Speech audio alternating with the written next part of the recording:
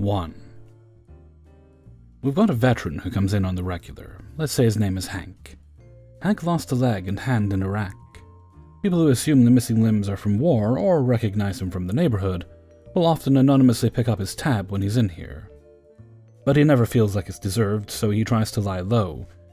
He always wears long pants that cover his prosthetic leg, and doesn't usually wear anything that denotes his veteran status besides, I think, like one bumper sticker on his car about supporting the troops. He doesn't like attention, and it's clear that he doesn't feel special treatment is deserved. Whenever someone comes over to him to try to pay for a meal, he refuses, and whenever they do it anonymously without his knowledge, he always takes the money he'd set aside for his meal and puts it towards another random table's tab. So, obviously, we shut down due to COVID. We reopened when our state did, but after just a week of indoor dining, the owner decided that even if it was technically allowed, it probably shouldn't be. And we went back to delivery and takeout only. Thankfully, we've still been doing really good business since we opened, even with takeout. I don't know the specifics of Hank's situation, but I think he lost his job sometime during the shutdown because before COVID we'd see him at least once a month. But this week was the first time we'd seen him since we reopened.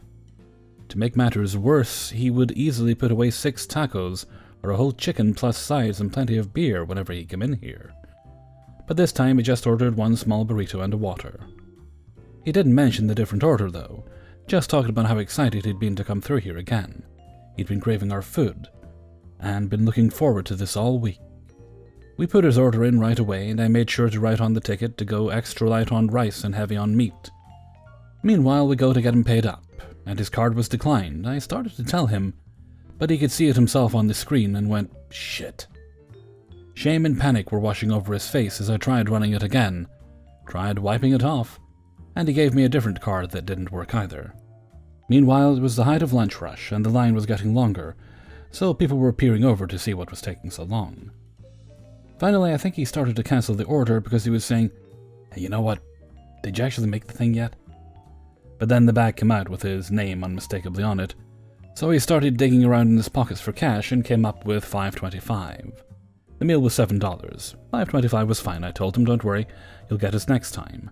Knowing how embarrassed he got when people tried to cover him for a good reason, veteran. So, not wanting to pile on by being forward that I was covering him for a not-so-great reason, hard times. But he wasn't entertaining the idea of taking the food without paying for it in full, and finally, without even making eye contact with us, says, No, it's okay, I'm just gonna go to my place and go get some more cash." But I knew that look on his face and that tone in his voice. There was no more to go get. It's a look and tone I've used myself and seen from others more times than I wish I had. I wanted to insist he take the food, but I wasn't sure which was worse, to force the food on him and risk damaging his dignity, or to let him save face but go without the lunch he'd been looking so forward to. Before I could decide, the girl behind him had been texting for most of our transaction, and not really paying any attention to any of her surroundings, had just begun to tune in, I think realizing she'd been standing there for a bit and trying to figure out why. So she caught the last bit about him going home to get the rest and asked, "Hey, what's the difference in what he owes?" I motioned to the cash already on the counter. $2. She went in her purse and handed it right to me. Hank started to try and hand it back to her, telling her it wasn't necessary, but she cut him off saying, No, it's $2, we've all been there. Enjoy your lunch." And he finally acquiesced and went to put her money back on the counter. She noticed his prosthetic hand, she did a double take, then said, "Actually, no, you know what? Let me get the whole thing, actually. Give him his money back." And went in her purse and counted out all the change, even though she had to take for coins to get the whole $7. He insisted, "You really don't have to do that. I can't let you do that. You still need to get your own lunch." And she replied, "Listen, I hope I'm not being presumptuous here, but I'm guessing you're a veteran." He nodded. "Yeah, that's what I thought," she said, gesturing towards his hand. Then she took a minute, I think contemplating whether or not she wanted to say this next bit before continuing. "So I served 2 tours in Afghanistan. There's a guy walking around on false legs out there, who's the reason I'm walking around at all. So please allow me to do this and don't think twice about it. I tell you, just get anything you want off the menu if times weren't tight for me too right now." It's at this point an older guy in a bow tie who looked kind of like Louis Farrakhan without the glasses came from a few places farther back in the crowd and announced, "I couldn't help it over here. Put both their tabs on me. Actually, have they ordered yet?" I shook my head no, explaining, "He has, she hasn't." Then get her anything she wants, and then go get her some more. What am I saying? Who cares if he already ordered? Tell him to order something else too. Then he turned to face them. Thank you both for your service. Hank was getting pretty emotional at this point, but even still, they both started to vigorously protest to the man that he really didn't need to do anything for them, because it was their job they signed up for. The bow-tie guy wouldn't hear it. He must have had a story himself, because he got red in the face and was blinking back tears, but stayed silent. Just left his credit card with me and returned to his place in line. That's when another guy, closer to the front, stepped up to the register and handed me his card as well. Yeah, I'm gonna split that tab, so really guys go wild. You're American heroes. They both emphatically told him no, that they are not heroes, but this guy cut them off too, saying, oh please, I got overwhelmed playing Call of Duty. You're heroes and I'm glad to thank you for it. So they started ordering and the girl knew just what she wanted. Hank asked how much our steak and rice platter would cost. The older bow-tie dude in the back called up. Which one said that? Was it the guy? Don't tell him any prices, he's not paying, so it's not his business. Then came further up so he wouldn't have to shout and said, son, no one can put a price on your sacrifice. Call of Duty guy, splitting it with him, chimed in. The meat we're giving you is a lot less valuable than the meat you gave for us. His friend elbowed him to shut up, horrified, but it got a belly laugh out of Hank. It's worth reiterating that throughout all this, no one even noticed he'd not only lost a hand, but also a leg. His pants obscure it, and he's got too much honor to bring it up. So he and the lady were both loaded with food. By now, the kitchen was in on what was happening, so made sure to weigh them down with all kinds of other stuff they didn't order. Our management is very pro-military and pro-first responders, so there wouldn't be any issue. Another woman was so moved by watching the whole interaction that she anonymously paid for both Old Bowtie Man and Call of Duty's meals. Bowtie managed to figure out who it was and tried to return the money, saying he really didn't need any money, so he didn't feel right accepting it. The person who paid said she had 2 brothers who fought, and would want to buy a meal for anyone who'd go out of their way to buy them a meal. It was just a domino effect of paying it forward, and it was one of the best things I've ever seen at the restaurant before, especially since, in the wake of all the pandemic awfulness. The only thing that's otherwise come from the takeout line is lots of petty arguments about masks and shooing people away who try and sit down to eat inside. The chain came around full circle. Our owner was so disturbed by the idea that 2 veterans had struggled to pay for their meals here in one day, were considered one of the more reasonably priced places in town, that he instituted a military gets a special free day of the week, even though we've been absolutely hemorrhaging money since the pandemic closures and he's practically been keeping the doors open on a week-to-week basis. Hank told all his friends about his experience here and the new special, and made sure to tell everyone in groups he goes to for veterans and wounded warriors. Now we have a ton of new customers because more often than not, while they do come for the free special, they buy drinks and come with family or friends. We've only been running it for a little while, but so far it's been great for business. So regardless of what else happens, that'll keep me smiling for a good long time. 2. I want to know if a customer ever totally changed your perception of the world. So me first, I guess. The date is somewhere in the 1970s, and I'm in my junior year of high school, and pull a teacher from my American Lit class everyone has warned me about. Now, this teacher is known to be an old-school hard-ass, but also a character in 1970s terms. Suspected gay. A small man about 5'5" to 5'6", and 135 to 140 pounds. A sharp dresser from 1950s and very refined. Think English butler crossed with southern plantation mint julep-drinking pretentious gentleman, slight in size and a little effeminate in nature. The girls loved him. Safe, we guessed. Guys hated him.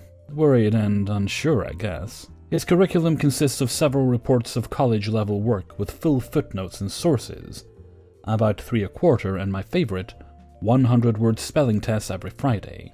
I hated this man. During all the misery I was forced to endure, I had to listen to how much fun this jerk was having with his friend Bobby. So many Bobby stories. Bobby had been his friend since grade school. Bobby was so much fun, they did so many fun things together. Bobby was successful and took him on trips, and had been his friend forever. Okay, we get it. You got a friend named Bobby. I couldn't have been more mistaken. I was forced in his class both my junior and senior years of high school. I hated his class, but passed, graduated, and went on with my life. No more bullshit. Started college. Took a few jobs after high school to, pay bills. Jump ahead about 2 years and I'm working as a bartender in a local Italian restaurant. Still new and slowly being introduced to each regular when they come in, cause hey, treat these guys better cause they buy a lot of booze sort of thing. One night I'm introduced to a regular who I've yet to encounter, and it's my old teacher. Oh shit, I hate this guy. Of course, he remembers me as a former student, and asks stuff you'd expect to be asked by a former teacher. How have you been? What happened since school, etc. Over the next few months, though, I get to know him a little better. Carl, yeah, that's his real name. Turns out Carl happens to be a really nice guy, fun to talk to and have at my bar. Many, many stories of his times growing up, including his friend Bobby. You remember him, right? Then Carl disappears, gone for several weeks. He doesn't come in the bar, no one has seen him. Then one Friday night, a big black stretch limo pulls up to the front door of the restaurant, and the driver gets out to let his passengers out. I watch as two women of very high-class status climbed out, followed by Carl. They walk into the bar area. Now, I'm not stupid, I've seen women of questionable means before, but these were girls of the $10,000 a night questionable means. Their shoes cost more than I made a month. The fur coats, I'd have to mortgage my house. We are talking big, big, big money here. The girls head to the ladies' room. Carl comes up to the bar, orders his usual and a couple old fashions for the ladies. I'm curious as hell and try to play it cool. Mr. Carl, been a few weeks. Yeah, I was on vacation, took a trip. Really, where'd you go? Well, Bobby and I actually went whitewater rafting down the Colorado River. Really, Carl, that sounds like fun. Yeah, it really was, rafting then camping along the river. You should go sometime. Silence. Silence. Damn it, Carl, what the fuck? You don't just pull up here in a limo with two high-class hookers without an explanation. What's with the girls? I thought you were gay. Carl looks at me, and a smile crosses his face. I'm not gay, though I've heard that before. I'm as straight as you are. The limo, the girls, they were a gift from Bobby for being his friend and spending a couple weeks together. Really? I always assumed you were gay, and Bobby and you were a couple. Carl, with a grin on his face, asks me if I'd like to see a picture of him and Bobby.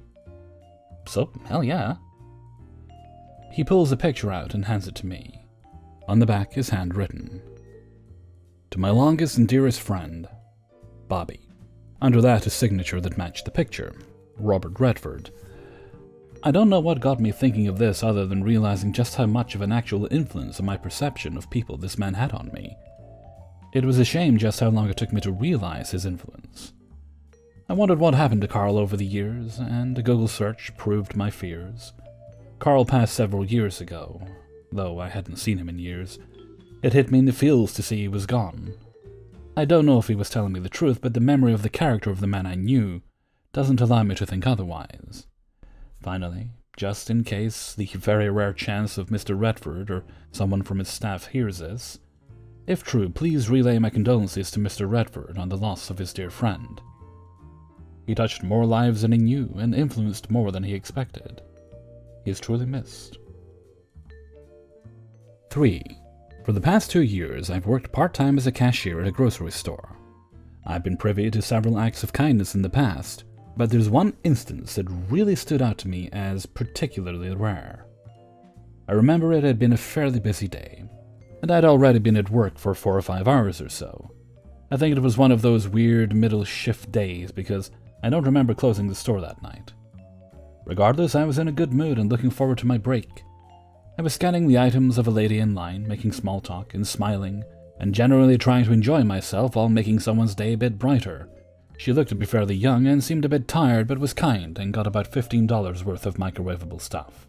I finished bagging her groceries, all of her baggers were busy, which was nothing new, so I was trying to be efficient, and she stayed at the end of the register adjusting her purse and wallet after paying. Since she was taken care of, I started ringing up the gentleman behind her. I don't remember much about him other than the fact that he had quite a few small items and his total was about twice that of the lady before him. When he went to pay, the card reader gave him a chip error message. I directed him to try a few more times, since our machines are pretty sensitive, and if the card's even a little bit smudged, it won't read it. Oftentimes, when a person rubs the card's chip between their fingers, it will work. Try that if you ever get the error message. However, when he tried again, this time it registered as declined. He stepped away to call his bank, and I saved his order so that I could move on to the next person, but I was stopped by the lady who had yet to leave. "I'll pay for him," she said, and she still looked tired, kind of done with life. That kind of expression. I could see a bit of hesitation there, and the guy had stepped away, so I said, "Are you sure? The total was about $30. Again, this was about twice what tired lady had paid for her own order. I remember that she kind of paused for a moment, but she nodded. So I recalled the saved order, and she paid for his items. I bagged them up, stuck the receipt inside one of the bags, and moved on to the next person in line. Tired lady had just left the register when the guy came back with his card, and I got to tell him, "Your groceries are already paid for. The woman in front of you took care of it." I got a really weird look from this guy. Like he looked like I told him I was keeping a tiny man in the register to organize the change, or something equally ridiculous. He looked confused. "She did?" I nodded. Confused guy turned and looked at the guy behind him, then back at me. "Well, I guess I'll pay for him then." The dude behind him was not paying attention and had only gotten a few items, so I just sort of blinked at confused guy and was like, "Alright then." I finished scanning the items and confused guy stuck his card in, which was approved. Guess he got his bank stuff worked out. About this time, distracted guy realizes that I just handed him a receipt and is about to become confused guy number 2. Before he can say anything, he's told, "The lady ahead of me paid for mine, so I'm just passing it on. Have a nice day." I'm just sort of standing there at this point, waiting to see what would happen next. Distracted guy thanked confused guy, and looked me dead in the eye and said, "Well, I'm paying for hers then." This literally repeated 3 times down the line, and only stopped because no one else entered the queue. The last woman who had her groceries paid for by the person in front of her was a mom of 2 kids, and she was floored when the guy paid her $60 bill. She flipped when I told her she was the 6th person in a pay-it-forward chain, and I had a great time telling my coworkers about it when I went on break. I feel like there's a lot of perceived peer pressure that is the incentive to be kind, and for a few of them I certainly felt that vibe. But overall, it was just people paying it forward, and it was pretty cool. So thanks, tired lady. I hope you had a nice day after that, because you made a bigger impact than you realized. 4. A little background to start us off. I currently work in a well-known retail chain as a cashier. I've handled every Tom, Richard, and Harry, and every female counterpart of those names. Almost every situation you can think of, I or one of my co-workers has either witnessed it or experienced it firsthand. So this little event was enough to make me smile for the remainder of my shift. It was a Saturday night around 8:45. I was the only legal-age cashier on duty, and I was ready to go home and hit the hay. The day itself hadn't been too crazy, considering it being a Saturday, but I digress. Fridays and Saturdays in retail could very well be an unknown circle of hell, especially during those crazy times.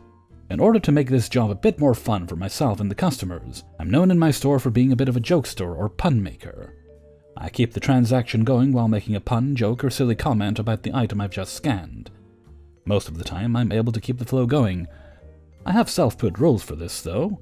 1, it has to be a family-friendly joke or pun. 2, it has to make sense, so at least one person in the family gets it.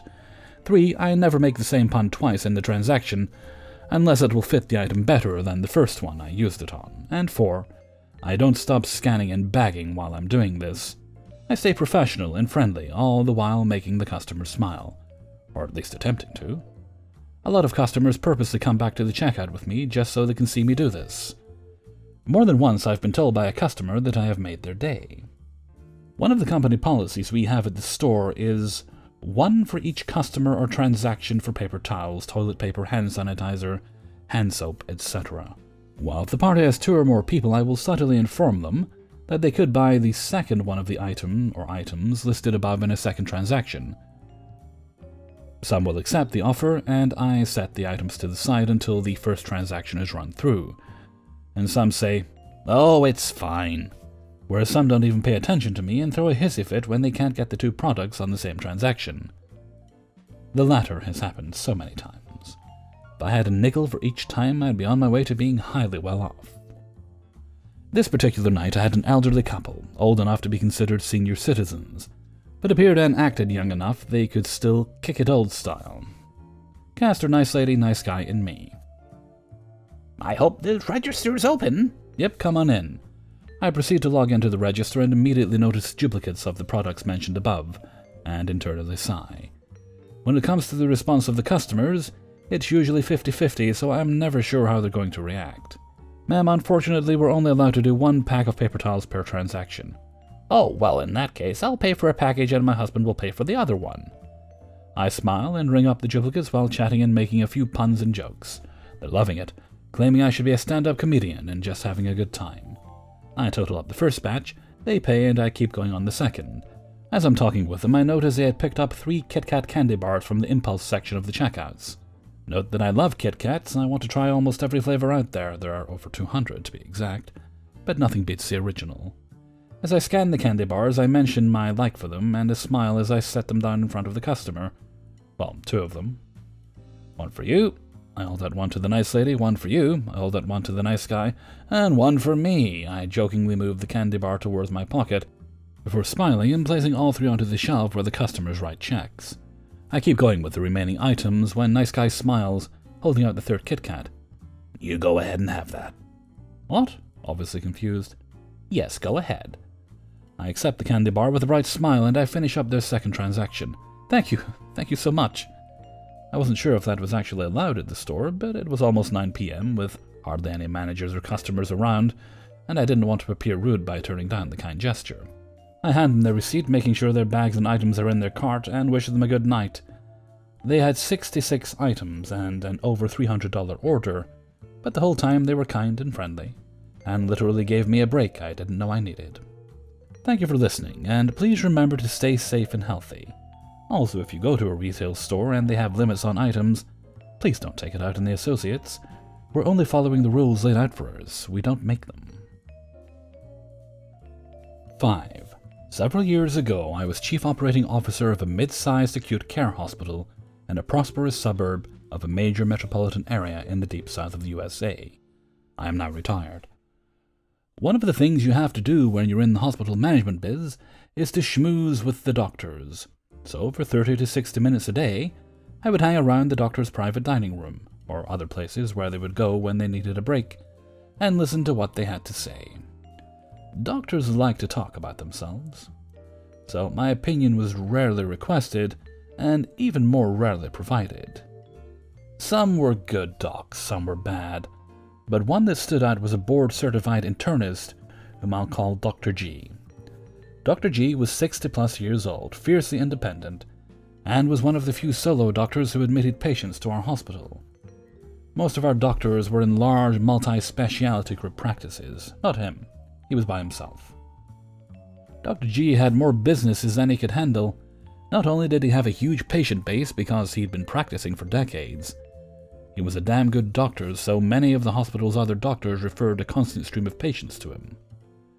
Dr. G didn't need money. His wife was an anesthesiologist. They already had a huge house and equally huge vacation house, several cars and no debt. Their children were grown. He never told me how much retirement money they had, but he hinted that it was a buttload of stocks and mutual funds. He was working because he wanted to, not because he had to. His office was only open 4 days a week, Monday through Thursday. He had hired twice the number of nurses, bookkeepers, secretaries, etc. that he needed to run it, so nobody was overworked or overstressed. One day during the Christmas season, the docs were sitting around in their private dining room talking about what they were giving their office staffs for Christmas. The gifts ranged from tacky new office uniforms to useless prepaid detail at a local car wash for the cars of the nurses and secretaries, who were paid so poorly that they all drove rust buckets, to practical and thoughtful gift certificates to discount chain stores. Everyone had to admit, however, that Dr. G's Christmas gift was the best. Even though he gave each employee a gift certificate that was in the low 4 figures, that was not his best gift by a long shot. It was Dr. G's other gift that got everyone's attention.